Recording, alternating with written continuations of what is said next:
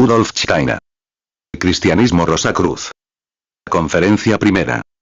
El misterio de Christian Rosenkreuz. Me llena de honda satisfacción estar por primera vez en esta rama, de reciente fundación, que lleva el sublime nombre de Christian Rosenkreuz, lo que me permite hablar por primera vez con más amplitud sobre esta personalidad. ¿En qué consiste el misterio de Christian Rosenkreuz? En una sola noche no se puede agotar este tema. Lo dividiremos en 2 sesiones. Dedicaremos nuestra plática de hoy a la figura de Christian Rosenkreuz, y la de mañana a su obra. Hablar sobre Christian Rosenkreuz presupone una gran confianza, no en la persona, sino en los grandes secretos de la vida espiritual, de la misma manera que la fundación de una nueva rama presupone siempre la fe en esa vida espiritual. Christian Rosenkreuz es una individualidad que actúa, lo mismo cuando mora en un cuerpo físico que cuando no lo habita. Actúa, no solo como entidad física mediante energías físicas, sino también, y sobre todo, espiritualmente mediante energías superiores. Como sabemos, el hombre vive no solo uno para sí mismo, sino vinculado a la gran evolución de la humanidad. Cuando el hombre normal muere, su cuerpo etéreo se disuelve en el universo. Pero de ese cuerpo etéreo en vías de disolución, siempre se conserva una parte, de modo que estamos circundados por doquiera, de restos de cuerpos etéreos, lo que puede ser benéfico o perjudicial para nosotros, según seamos buenos o malos. De los cuerpos etéreos de grandes individualidades irradian hacia nosotros efectos de gran alcance. Así, del cuerpo etéreo de Christian Rosenkreuz emana una gran fuerza que puede actuar sobre nuestra alma y sobre nuestro espíritu. Es nuestra tarea llegar a conocer estas fuerzas. A ellas apelamos como Rosacruces. En sentido estricto, el movimiento Rosacruz tuvo su origen en el siglo XIII. En aquel entonces, esas fuerzas actuaban con vigor inusitado y dieron origen a una corriente vinculada con el nombre de Christian Rosenkreuz cuya continuidad en la vida espiritual sigue subsistiendo. Hay una ley según la cual esa corriente de energía espiritual debe manifestarse con particular intensidad cada 100 años más o menos. De esto es manifestación hoy el movimiento teosófico. En sus últimas disertaciones exotéricas, el propio Christian Rosenkreuz aludió a esta necesidad. En el año de 1785, las revelaciones esotéricas reunidas por los Rosacruces se compendiaron en la obra Los símbolos secretos de los Rosacruces de Heinricus Madatanus Theosophus. Esta publicación contiene, aunque en cierto sentido limitado, alusiones a lo que como corriente Rosacruz había actuado durante los 100 años anteriores y que solo halló expresión en los trabajos reunidos y recopilados por Heinricus Madatanus Theosophus. Otros 100 años después, vemos manifestarse el efecto de la corriente Rosacruz en las obras de H. P. Blavatsky, particularmente en su libro Isis sin velo. He aquí una obra que contiene un acervo de sabiduría occidental oculta, no totalmente aprovechada todavía, si bien el enfoque es a veces bastante confuso. Es interesante comparar los símbolos secretos de los Rosacruces de Heinricus Madatanus Theosophus con la obra de H. P. Blavatsky. En sus obras posteriores, ella se alejó de esa corriente espiritual Rosacruz, por lo que hemos de saber distinguir entre sus primeras y sus posteriores publicaciones, aunque ya en las primeras haya infiltraciones de la mente poco crítica de H. P. Blavatsky. El que digamos esto cuenta con el beneplácito de la propia H. P. Blavatsky aunque no pueda decírnoslo ahora de viva voz. Si enfocamos la particularidad de la conciencia humana en el siglo XIII, notamos que la clarividencia primitiva, esa clarividencia elemental que los hombres de antaño poseían, había desaparecido paulatinamente. A mediados del siglo XIII se produjo un anticlímax a este respecto y de repente ya no hubo clarividencia, sino que para todos se extendió la obscuridad espiritual. Hasta los espíritus más iluminados, las personalidades más egregias y aún los iniciados, ya no tenían entonces acceso a los mundos espirituales, y sus afirmaciones respecto a esos mundos tenían que circunscribirse a lo que conservaban en el recuerdo. De los mundos espirituales solo se sabía algo por tradición, o por los iniciados que evocaban el recuerdo de lo que habían experimentado anteriormente, pues durante una breve época, ni incluso ellos tenían una visión directa de esos mundos. Este breve período de ofuscamiento fue necesario para preparar lo preeminente de nuestra época, la civilización intelectualista que caracteriza la quinta época cultural post-Atlante. En la época cultural greco-latina no existía esa civilización en el mismo sentido. Dominaba entonces la intuición directa en vez del pensamiento intelectual. El hombre se unió, se confundió con lo que veía y oía y hasta con lo que pensaba. En aquellos tiempos no se sutilizaba tanto como sucede y tiene que suceder hoy, pues en ello consiste la misión de la quinta época post-Atlante. Más adelante volverá a alborear la clarividencia de los hombres, y surgirá la clarividencia del porvenir. El origen de la corriente Rosacruz cae en el siglo XIII. En aquel tiempo había que seleccionar las personas particularmente idóneas para la iniciación. Esta, sin embargo, solo pudo tener lugar transcurrido el breve tiempo de ofuscamiento. En un lugar de Europa que no se puede mencionar todavía, aunque en un futuro no muy lejano sea permitido identificarlo, se constituyó una logía de alta espiritualidad, un colegio de 12 hombres que habían asimilado la suma total de la sabiduría espiritual de los tiempos antiguos y del suyo propio. Esto quiere decir que durante ese período tenebroso vivían 12 hombres, 12 espíritus egregios, unidos para fomentar el progreso de la humanidad. Ninguno de ellos poseía la visión directa del mundo espiritual, pero todos podían resucitar dentro de sí el recuerdo de lo que habían experimentado en una iniciación anterior. El karma de la humanidad había dispuesto que en 7 de estos 12 hombres se hallara incorporado lo que la humanidad había conservado de los restos de la antigua época Atlante. En mi ciencia oculta ya se ha dicho que los 7 antiguos rishis, los santos instructores de la época cultural de la India primitiva, conservaban y transmitían lo que había quedado de la época Atlante. Los 7 hombres reencarnados en el siglo XIII, integrantes del Colegio de los 12, eran los que podían remontarse a las 7 corrientes de la antigua época Atlante de evolución humana, ya lo que persistía de estas 7 corrientes. Cada una de esas 7 individualidades no podía hacer fecunda para aquella época y para hoy más que una de esas corrientes. A estos 7 se incorporaron otros 4 que no tenían la facultad de retrotraer su mirada, como los primeros 7 sabios, hacia aquellos tiempos prístinos, si bien eran capaces de remontarse hasta la sabiduría oculta que la humanidad se había apropiado en los 4 períodos culturales post-atlantes. El primero de ellos podía captar la realidad cultural de la antigua India, el segundo la de la Persia primitiva, el tercero la egipcio-caldeo-asiria y el cuarto la greco-latina. Estos 4, unidos con los otros 7, integraron el colegio de sabios del siglo XIII. El 12º miembro era el que menos se asentaba en el pasado. Plenamente intelectual, tenía la función de cultivar sobre todo las ciencias exteriores. Estas 12 individualidades no vivían únicamente en las experiencias del ocultismo occidental, sino que las 12 corrientes sapienciales confluían en un cuadro global. Alusión muy peculiar a esto la hallamos en el poema de Goethe Los secretos. De modo que hemos de referirnos a 12 individualidades egregias y buscar, a mediados del siglo XIII, el punto de partida de una cultura nueva. En ese tiempo se había llegado a una especie de nadir de la vida espiritual. El acceso a los mundos espirituales estaba vedado incluso a los más desarrollados, y fue entonces cuando se constituyó aquella logía de alta espiritualidad. En un lugar de Europa no divulgado hasta ahora, se congregaron los 12 hombres que presentaban la suma del saber espiritual de su época y que representaban las 12 tendencias espirituales.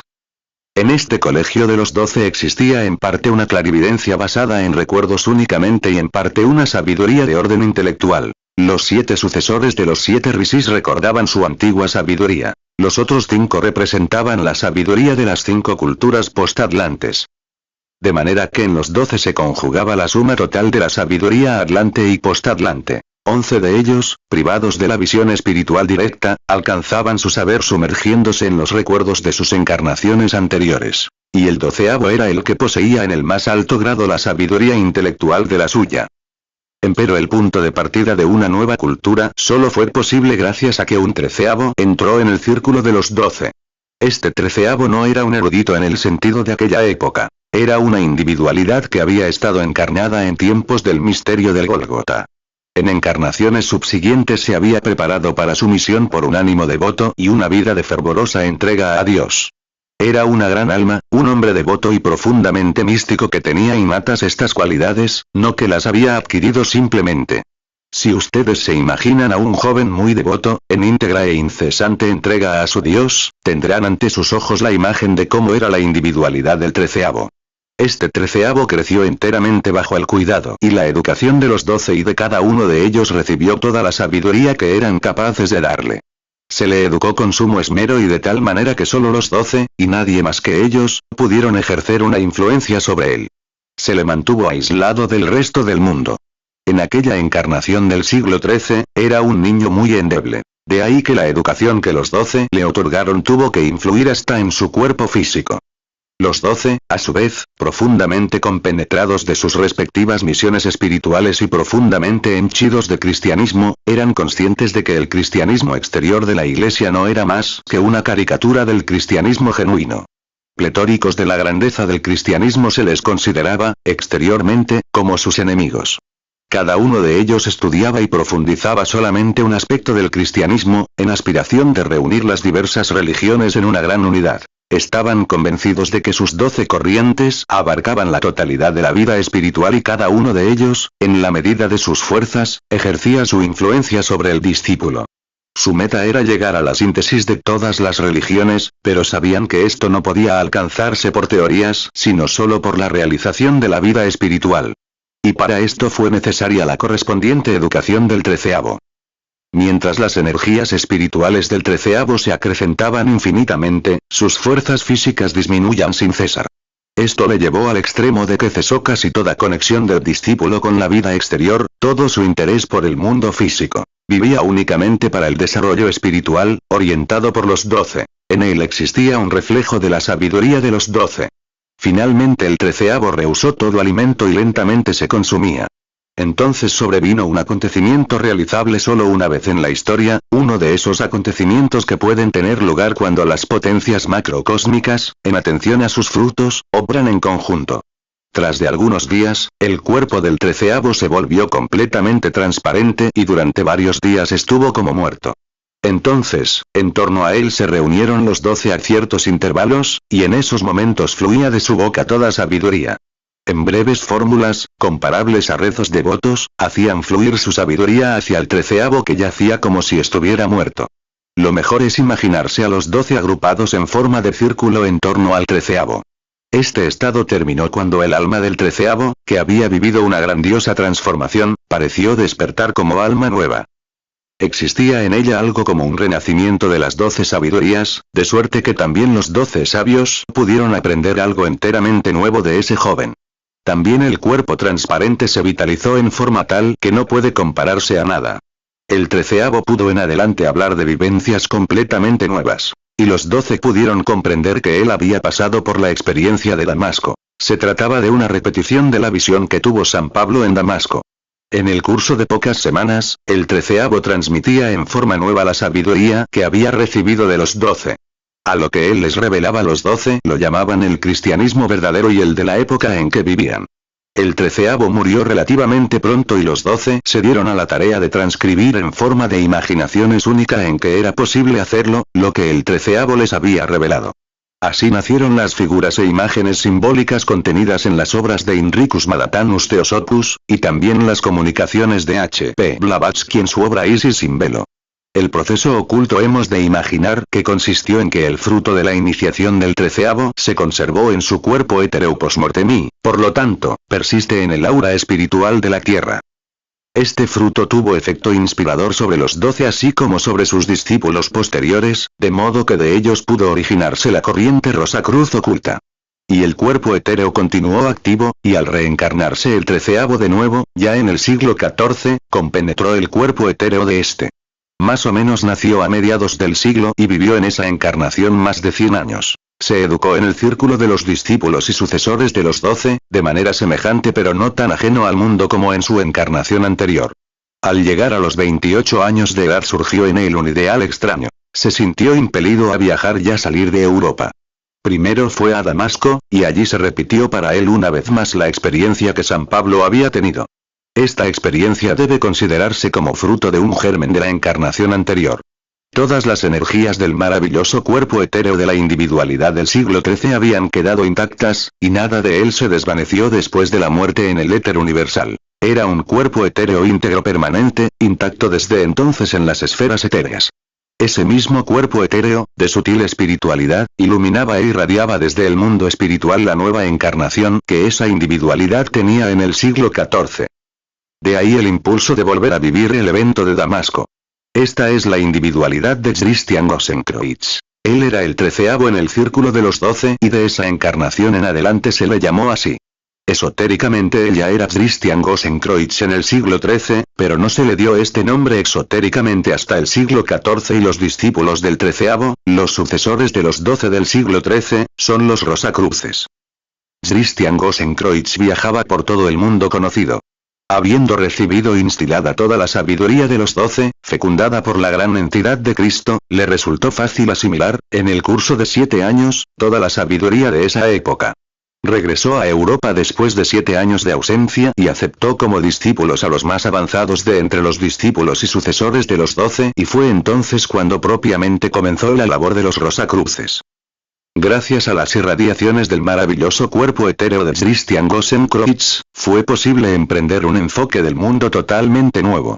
Ahora bien, el trabajo realizado por los Rosacruces hasta nuestro tiempo ha sido externo e interno. El externo tuvo por objeto explorar lo que se halla detrás de Maya, mundo fenoménico concebido como imagen falaz. Todo el macrocosmos se basa en un macrocosmos etéreo o cuerpo etéreo, en analogía al que tiene el hombre. Existe cierta transición limítrofe de la sustancia más burda a la más fina. Dirijamos nuestra mirada sobre el límite entre la sustancia física y etérea. Nada en el mundo se parece a lo que se encuentra entre la sustancia física y la etérea. No es ni oro ni plata, ni plomo ni cobre. Es una sustancia incomparable con cualquier otra sustancia física. Es la esencia de todas ellas. Tenemos ahí una sustancia que está contenida en todas las demás substancias físicas, de modo que éstas pueden considerarse como modificaciones de aquella. Llegar a la visión clarividente de esa sustancia ha sido preocupación de los Rosacruces.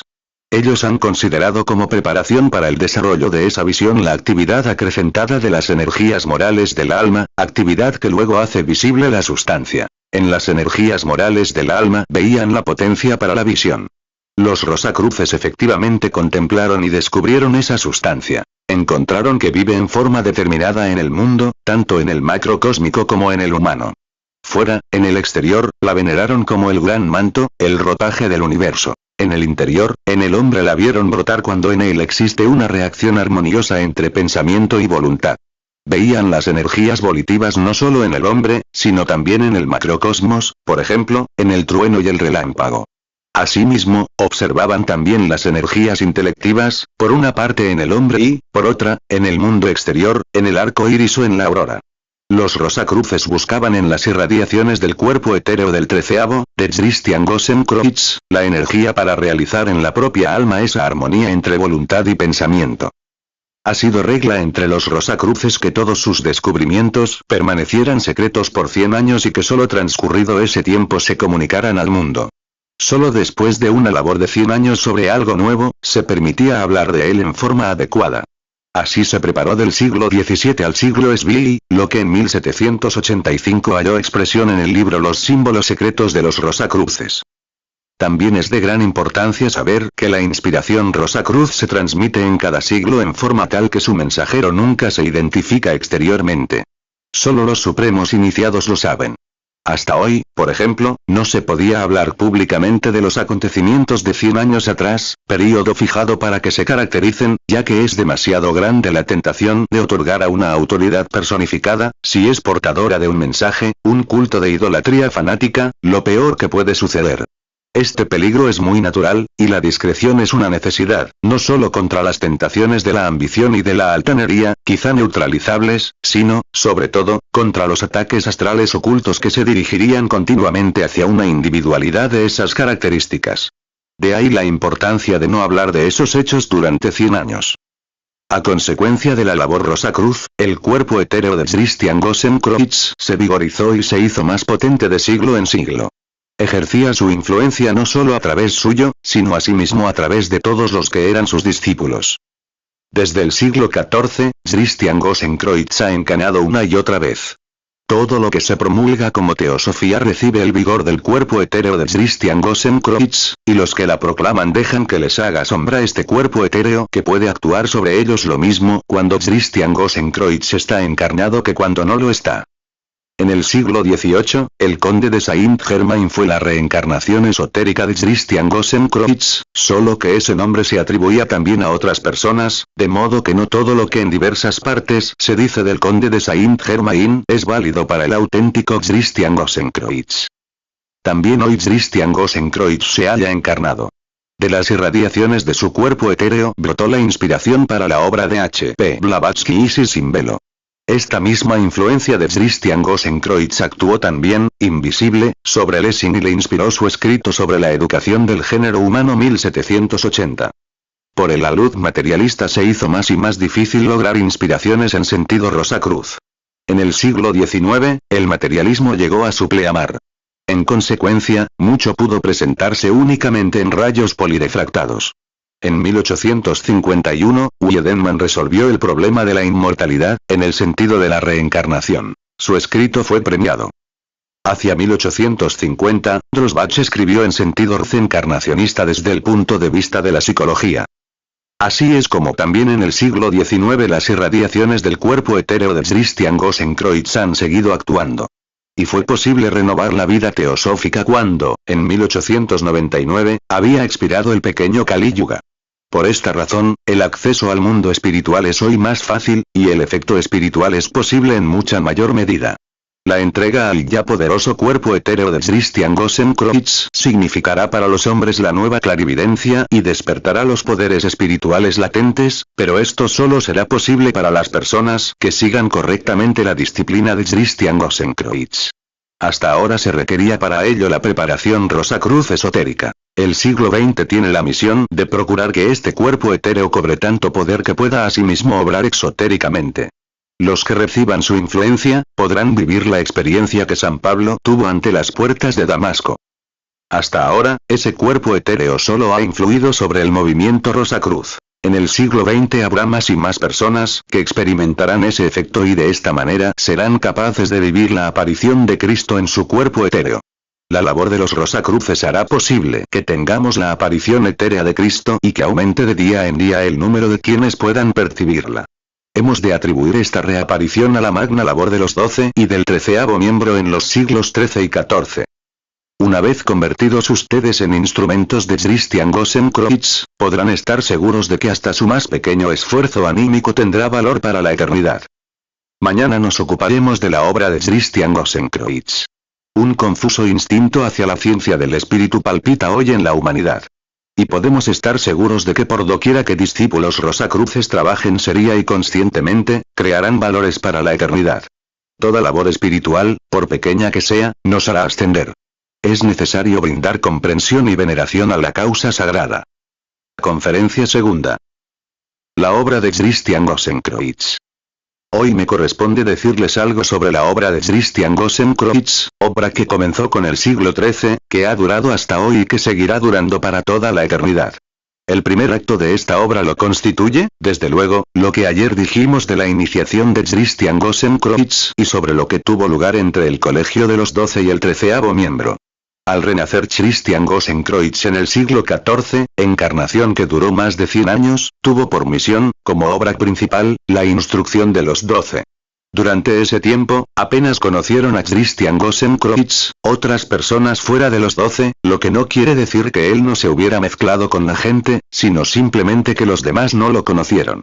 En el fondo, sigue siendo lo mismo hasta hoy, pero el cuerpo etéreo de Christian Grothendieck actuaba siempre en el recinto de sus discípulos, y sus energías actuaban en círculos cada vez más amplios, y hoy ya existen muchas personas susceptibles de ser compenetradas por las energías de este cuerpo etéreo. Christian Grothendieck escoge de una manera muy peculiar a los que quiere convertir en sus discípulos. Se trata siempre de que el escogido sea consciente de uno o varios eventos de su vida. Esta elección por parte de Christian Grothendieck se efectúa en forma especial. El candidato se ve conducido a un punto de viraje decisivo, a una crisis kármica. Supongamos, por ejemplo, que una persona está en trance de cometer un acto que puede causarle la muerte. Estos eventos pueden ser de la más variada índole. Por ejemplo, una persona camina por una vereda peligrosa y al llegar junto a un despeñadero sin darse cuenta de ello, oye una voz que le dice detente. Y se para sin saber por qué. Puede haber miles de casos similares.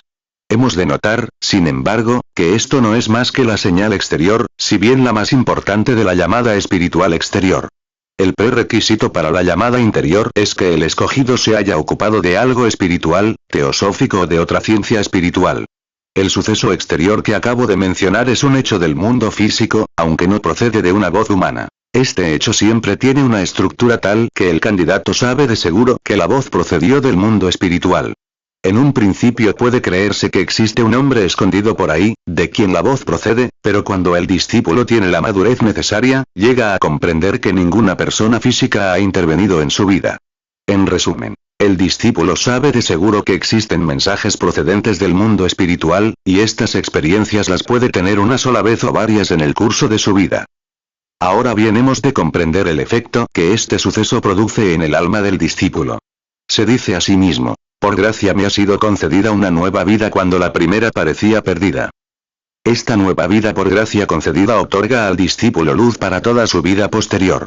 Tiene la clara sensación que se puede cifrar en las palabras: sin esta mi vivencia Rosacruz, yo habría muerto. Sin aquel suceso la vida que sigue no tendría el mismo valor.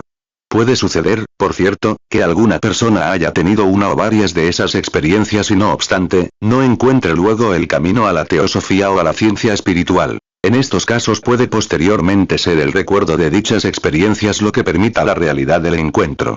Muchos de los aquí presentes pueden examinar el curso de su vida y encontrarán que en ello tuvieron lugar hechos parecidos, aunque generalmente hoy pasen inadvertidos.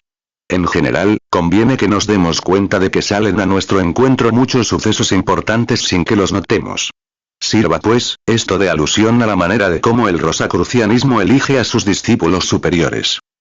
Se presenta luego ante el discípulo la siguiente alternativa: o tal evento se cruza ante él sin dejar huella, en cuyo caso la impresión se borra y él no atribuye a ella importancia alguna, o bien intuyendo el significado de esa experiencia, llega a pensar: te encontrabas ante una crisis kármica. Tu vida había de terminar en aquel momento, llegaba a su fin. Un modo de casualidad te salvó. Desde aquella hora, una segunda vida se halla, como si dijéramos, injerta en la primera. Esta segunda vida la tienes que considerar como regalo, y vivirla de conformidad. Si una experiencia de esta índole provoca en un hombre la actitud anímica de que, en adelante, su vida ha de ser considerada como regalo, se convierte en adepto de Christian Grossenkreutz, ya que esta es la manera como él atrae a las almas hacia sí. Quien recuerde una experiencia de esta índole, quien la viva conscientemente podrá decir: Christian Grossenkreutz, desde el mundo espiritual, me dio una señal de que pertenecía a su corriente. Confirió a mi karma la posibilidad de una experiencia como la que tuve. Me señaló un camino. He de seguirlo y ver cómo puedo poner mis energías al servicio del rosacrucianismo. Los que no entendieron la señal, la entenderán más tarde, pues el que la haya recibido ya no se emancipará de ella. La posibilidad de que un hombre pueda tener una experiencia de la índole descrita, se debe a que él, en el período entre su última muerte y su nacimiento a esta vida, se encontró con Christian Grossenkreutz en el mundo espiritual. De ese momento parte la elección. Fue entonces cuando depositó en nosotros un impulso volitivo que después nos lleva a esas experiencias. Así es como se producen las relaciones espirituales. Para profundizar el tema, refirámonos ahora a la diferencia entre la enseñanza de Christian Grossenkreutz en tiempos anteriores y en el actual. Antes, era más bien del tipo de las ciencias naturales. Ahora lo es más bien del tipo científico espiritual. Así, por ejemplo, antaño se hablaba de procesos naturales y se llamaba a esa ciencia alquimia o, en la medida en que se trataba de procesos extraterrestres, astrología. Hoy partimos más bien de la reflexión espiritual. Si, por ejemplo, estudiamos las sucesivas épocas culturales postatlantes, la cultura india antigua, la persa, la egipcio-caldeo-babilónica y la greco-latina, este estudio nos aclara la naturaleza de la evolución psíquica humana. El Rosacruz medieval estudiaba aquellos procesos naturales que consideraba como los procesos telúricos de la naturaleza. He aquí el primer proceso importante: la salificación. El Rosacruz medieval llamaba sal a todo aquello que puede precipitarse o sedimentarse en una solución como sustancia sólida. Sin embargo, al observar el Rosacruz medieval esa salificación, su concepto de ella era bien distinto del que tiene el hombre actual. Para que en aquel se operara la debida comprensión, la contemplación del proceso debía suscitar en él la actitud de una plegaria. Por eso, el Rosacruz de la Edad Media trató de darse cuenta de cuál habría de ser el proceso que debería tener lugar, para que esa misma salificación se produjera también en el alma. Pensaba: la naturaleza humana se aniquila continuamente, debido a sus instintos y pasiones. Nuestra vida sería una desintegración, un proceso de putrefacción, si nos entregáramos únicamente a nuestros apetitos. Si el hombre quiere realmente protegerse contra ese proceso de putrefacción, tiene que entregarse continuamente a pensamientos puros que tiendan hacia lo espiritual. Había que ennoblecer el pensamiento. Ese Rosacruz sabía que, si en alguna encarnación no transmutaba sus pasiones, nacería en la siguiente con determinadas disposiciones patológicas. En cambio, que si las purificaba, reencarnaría en un cuerpo sano. El proceso de superar, por la espiritualidad, las fuerzas de putrefacción, puede considerarse como salificación microcósmica. Así comprenderemos cómo aquel proceso natural pudo convertirse, para el Rosacruz medieval, en la más fervorosa plegaria. Al contemplar la salificación, los antiguos Rosacruces se decían con casto sentimiento de devoción: aquí, las potencias divino-espirituales han actuado, durante milenios, de la misma manera que en mí actúan los pensamientos puros. A través de la naturaleza como maya, adoro los pensamientos de los dioses, de las entidades divino-espirituales. Me hago similar al macrocosmos si la naturaleza suscita en mí sentimientos de esta categoría. En cambio, me separo de Dios, abandono el macrocosmos, si me limito a observar el proceso exteriormente. Otra experiencia era la disolución, proceso natural que también conducía al Rosacruz medieval hacia la plegaria. Todo lo que es capaz de disolver, el Rosacruz lo llamaba Mercurio, lo que le inducía a preguntar: ¿cuál es la cualidad correlativa en el alma humana? ¿Qué factor actúa en ella en forma semejante al Mercurio del mundo exterior? El Rosacruz medieval sabía que ese factor significa cualquiera de las formas del amor, y distinguía, en analogía con las formas inferiores y superiores del amor, entre los procesos de disolución inferiores y los superiores. De esta manera, la contemplación del proceso de disolución se convirtió en otra fervorosa plegaria en la que el teósofo medieval expresaba: el amor de Dios ha actuado durante milenios en el mundo exterior, de manera parecida a como el amor actúa en mi interior. El tercer proceso natural importante era para el teósofo medieval, la combustión, esto es, la consunción por medio del fuego de una sustancia exterior, y también en este proceso de combustión buscaba el Rosacruz medieval la contraparte anímica que encontraba en su entrega fervorosa a la divinidad. Y llamaba azufre o sulfura todo lo que fuera capaz de destruirse mediante el fuego. En los estados evolutivos de la Tierra veía el proceso de la purificación paulatina, comparable a un proceso de combustión o un proceso sulfúreo. Así como sabía que en un futuro la Tierra sería purificada por el fuego, así también consideraba la entrega fervorosa a la divinidad como un proceso de combustión. En los procesos telúricos reconocía la labor de unos dioses que levantaban la mirada hacia otros superiores. Y, penetrado de profunda devoción y de hondo sentimiento religioso, al contemplar la combustión se decía: en este acto los dioses inferiores presentan su ofrenda a los dioses superiores, del mismo modo que yo lo hago al llevar a cabo un proceso de combustión en mi propio laboratorio. Y solo se consideraba digno de actuar en esta forma en su laboratorio, si se sentía penetrado de una actitud de sacrificio, si sentía dentro de sí el deseo de entregarse en ofrenda a los dioses.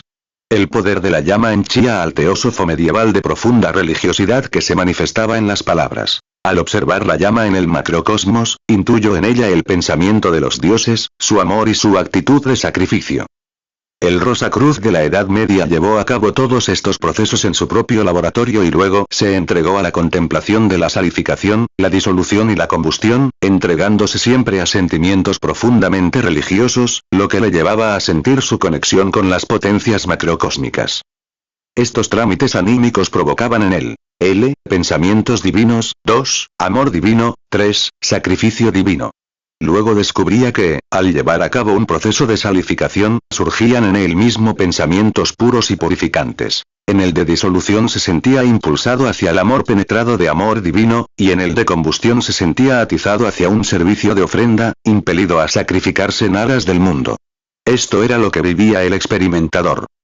Si, dotados de clarividencia, hubiéramos asistido a alguno de estos experimentos, habríamos registrado un cambio en el aura de la persona que los hacía.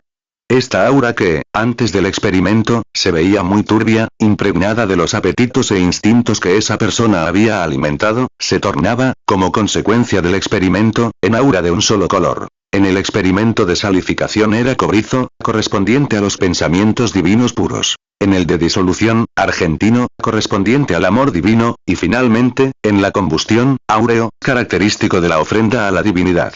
Los alquimistas decían que del aura habían hecho el cobre subjetivo, la plata subjetiva y el oro subjetivo. A consecuencia de ello, quien había pasado por semejante experiencia, quien había vivido semejante experimento en efectividad interior, se penetraba por completo de amor divino. El resultado de esas manipulaciones era, pues, un hombre impregnado de pureza, de amor y de voluntad para el sacrificio y, mediante este servicio de ofrenda, los teósofos medievales preparaban cierta clarividencia.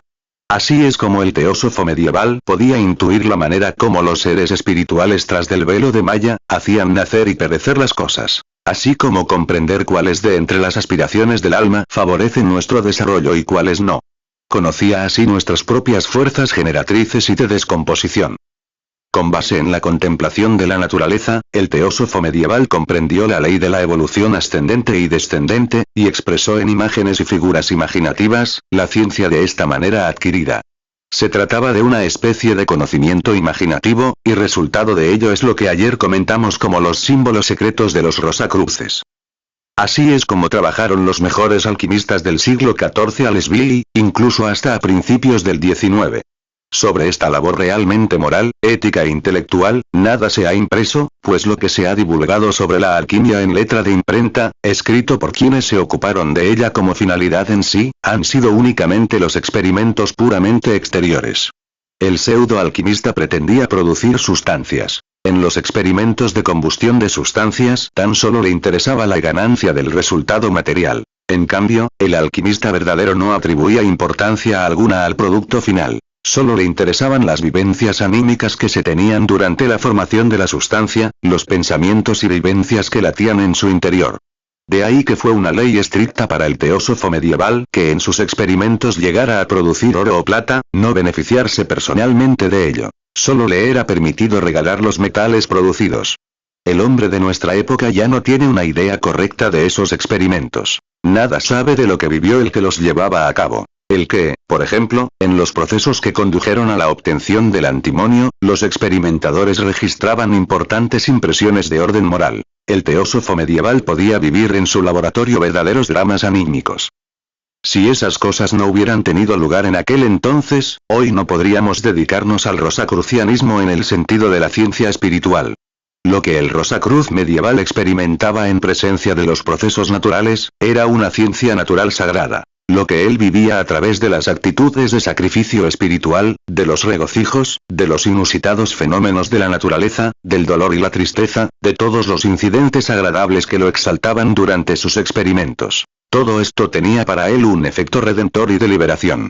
Pero hoy yace en los repliegues más íntimos del alma todo lo que en aquellos tiempos se sembró en ella. ¿Cómo podernos volver a encontrar actualmente aquellas energías escondidas que conducían entonces a la clarividencia? Buscándolas en la ciencia espiritual por medio de la meditación y la concentración serias, entregándonos por entero a la vida interior del alma. Gracias a este desarrollo interior la atención hacia la naturaleza paulatinamente vuelve a convertirse en una ofrenda, solo posible si los hombres se ocupan, con todo su ser, de lo que hemos llamado ciencia espiritual. Para que en el porvenir vuelva a ser posible percibir la verdad espiritual detrás de la naturaleza, comprender lo espiritual detrás de Maya, es indispensable que miles de personas se dediquen a la ciencia espiritual, lleven una vida interior. Entonces será posible que un grupo, pequeño al principio, pueda participar del evento de San Pablo en el camino de Damasco, y percibir al Cristo etéreo que, en forma suprasensible, desciende hacia los hombres. Pero ante todo es necesario que el hombre recobre la visión espiritual de la naturaleza. El que no conoce todo el significado íntimo del esfuerzo Rosacruz puede creer que la humanidad está todavía en el mismo escalón de hace 2000 años. Mientras el hombre no se sume a ese esfuerzo, solo posible a través de la ciencia del espíritu, no podrá llegar a la visión espiritual. Por el hecho del bautismo en el Jordán, cuando Cristo descendió en el cuerpo de Jesús de Nazaret, y por el misterio del Gólgota, la humanidad obtuvo la facultad de ver y de vivir a Cristo todavía en nuestro milenio, más o menos a partir de 1930. Cristo pisó la tierra en un cuerpo físico una sola vez, y es necesario comprender este hecho. El retorno de Cristo significa tener de él una percepción suprasensible en el cuerpo etéreo. De ahí que todo aquel que quiera apreciar el curso correcto de la evolución, deberá conquistar la facultad de poder ver con el ojo espiritual. No habría progreso en la humanidad, si Cristo tuviera que reaparecer en un cuerpo físico. La próxima vez se manifestará en un cuerpo etéreo. Lo que las diferentes confesiones religiosas podían suministrar fue recopilado por Christian Grossenkreutz y el Colegio de los 12. El efecto de esto será que lo que han dado las religiones particulares, lo que sus adeptos han inspirado y deseado, se encuentra de nuevo en el impulso crístico. La evolución de los próximos 3 milenios ha de consistir en creer y fomentar la comprensión de este impulso crístico. Del siglo XX en adelante todas las religiones se reunirán en el misterio Rosacruz. Y esto será posible en los próximos 3 milenios, debido a que ya no será necesario instruir a la humanidad con base únicamente en documentos. Por la visión de Cristo, ellos mismos comprenderán el evento que San Pablo vivió en el camino de Damasco. La humanidad misma pasará por la vivencia de San Pablo. 5000 años después de la iluminación del Buda bajo el árbol Bodhi, aparecerá el Maitreya Buda. Esto es, aproximadamente en el tercero de los milenios que siguen al nuestro. Él será el sucesor de Gautama Buda. Sobre este punto no puede haber discusión entre los ocultistas auténticos. Están de acuerdo los occidentales y los orientales. Dos son, pues, los hechos incontrovertibles. Primero, que el Cristo no pudo aparecer en cuerpo físico más que una sola vez y que en el siglo XX reaparecerá en cuerpo etéreo. Si bien es cierto que en el siglo XX surgirán grandes individualidades como, por ejemplo, el Bodhisattva que, como sucesor de Gautama Buda, se convertirá dentro de unos 3000 años en Maitreya Buda, ningún ocultista verdadero designará como Cristo a un hombre físicamente encarnado en el siglo XX. Ningún ocultista verdadero esperará al Cristo en el siglo XX en un cuerpo físico. Todo ocultista auténtico considerará semejante afirmación como incorrecta. Será función del Bodhisattva llamar la atención sobre Cristo. Segundo, el Bodhisattva que apareció como Jesús Ben Pandira, solo aparecerá como Maitreya Buda 3000 años después de nuestra época. Los auténticos ocultistas de la India se indignarían si se afirmara que Maitreya Buda pudiera aparecer antes de ese tiempo. No es imposible, sin embargo, que existan también en la India ciertos ocultistas que no sean ocultistas verdaderos y que mencionen, por intereses particulares, la encarnación de un Maitreya Buda en nuestra época. La entrega correcta a la teosofía Rosacruz y la devoción correcta hacia Christian Grossenkreutz nos preservará contra el peligro de caer en esos errores. Todo esto se presenta en el rosacrucianismo de una forma accesible al escrutinio de la razón. Todo esto puede examinarse mediante el sano y cotidiano sentido común. No crean nada por mi autoridad, sino recíbanlo todo como simple invitación a examen. Estoy sosegado y confiado. A mayor examen, más razón encontrarán en la teosofía o ciencia espiritual. Cuando menos se le otorguen a la autoridad, más comprensión tendrán para Christian Grossenkreutz. La mejor manera de conocerlo es ahondar con todo corazón en su individualidad y comprender que su espíritu subsistirá para siempre. Cuanto más nos acerquemos a él, más su energía nos fortalecerá. Si invocamos la ayuda de este gran guía siempre presente, podemos esperar de su cuerpo etéreo mucha energía y auxilio. También comprenderemos el extraño fenómeno del letal debilitamiento de Christian Grossenkreutz, si profundizamos correctamente la labor científico-espiritual. Recordemos que esta individualidad vivió en el siglo XIII en un cuerpo físico enervado hasta la transparencia, en cuyo estado yació como muerto durante varios días, recibiendo de los 12 la sabiduría que ellos poseían y viviendo precisamente también entonces el hecho de Damasco. Que el espíritu del rosacrucianismo verdadero inspire esta rama de nuestra sociedad y palpite en ella, porque entonces el gran cuerpo etéreo de Christian Grossenkreutz está presente aquí con tanta mayor intensidad. Con esto doy por inaugurado el trabajo de esta Roma. Suplico a los aquí reunidos ayudar, en la medida de sus fuerzas, a sus hermanos de Neuchâtel así como mandarles muchos buenos pensamientos para que el espíritu de la rama aquí fundada persista para siempre. Cuanto más nos acerquemos a la elevada causa, tanto más rápidamente llegaremos a la meta. Yo mismo quiero recordarlos, una y otra vez, nuestro gran trabajo prometedor y suplico al gran guía de Occidente que nos preste su ayuda. Que esta rama sea uno de los ladrillos del templo que queremos erigir. Dentro del espíritu de Christian Grossenkreutz inauguramos esta rama y dentro de él trataremos de llevar adelante el trabajo emprendido.